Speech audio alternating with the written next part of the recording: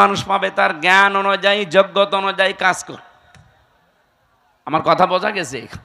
এখন যদি বলেন যে যাদের ঈমান নেই তাদেরও তো মানুষ সম্মান দেয়, সামনাসামনি সম্মান দিলে পেছনে যেয়ে দেখবেন তার অত্যাচারের কারণে এমন গালি দেয়। আমি একটা উপন্যাস পড়ছিলাম, এই হাজ্জাজ বিন ইউসুফ লোকটা একটা লোক ছিল দুনিয়ায়, এটা এত জালেম, মানুষের আসল নাম ভুলে গিয়েছিল। ওই সময় মানুষ ডাকতে হয়েছে ওর নামই জালেম। আইক বেয়াদা যারা আছে দেশের জনগণ এসে বলছে আপনার জন্য তো রাস্তায় আর বের হওয়া যায় না, মানুষ শুধু আপনার নামে গালি দেয়।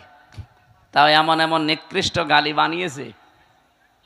গালি দেয় কে গো, এত সাহস কার দেখি? একটা ছদ্মবেশ নিয়ে রাস্তায় গেছে, এক গ্রাম্য লোকের সাথে দেখা, বলে হাজ্জাজ বিন ইউসুফ এই লোকটা কেমন? ও তো জালেম।